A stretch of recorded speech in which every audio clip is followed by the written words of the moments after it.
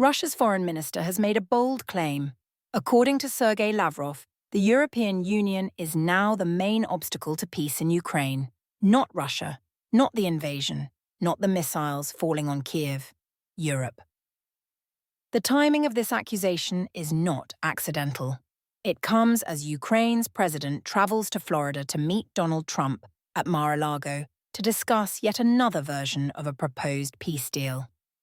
This is not diplomacy, this is narrative warfare. Lavrov's message is carefully designed. Europe, he says, wants war. Europe, he implies, is dragging Ukraine forward. Meanwhile, the United States, especially under Trump, is praised as pragmatic, reasonable, and peace-seeking. This framing serves one purpose: to isolate Europe. From Moscow's perspective, Europe is the most inconvenient actor in this conflict. Not the strongest, not the loudest, but the most persistent. The EU keeps funding Ukraine. It keeps coordinating sanctions. And most importantly, it keeps insisting that peace must include security guarantees and Ukrainian consent. That is what Russia wants removed from the equation. Trump's approach is different, transactional, fast, results-focused. A ceasefire first, details later, borders postponed, guarantees left vague.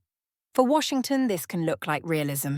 For Europe, it looks like unfinished business that will return as instability. This difference matters. Europe does not have the luxury of distance.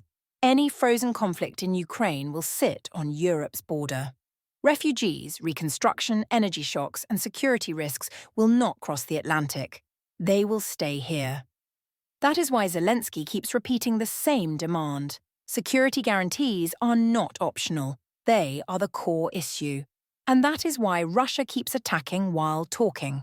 Heavy airstrikes before negotiations are not coincidences. They are reminders. Negotiate under pressure, or suffer consequences. Lavrov calls Europe an obstacle because Europe refuses to disappear. The EU does not want to sign a check and look away. It wants a say in how peace is structured. Moscow finds that intolerable. But Europe must be honest with itself. Russia's accusation works because Europe is politically fragile. Defense spending is uneven.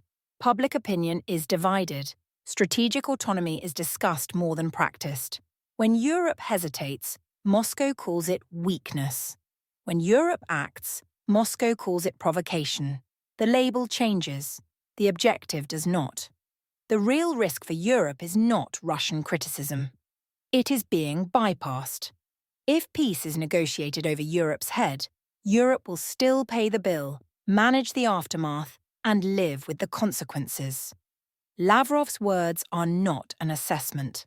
They are a test. Is Europe willing to accept the role of obstacle and be sidelined? Or will it insist on being an architect of peace, even when that role is uncomfortable? Because if Europe steps back now, the peace that follows may be quick, fragile, and temporary.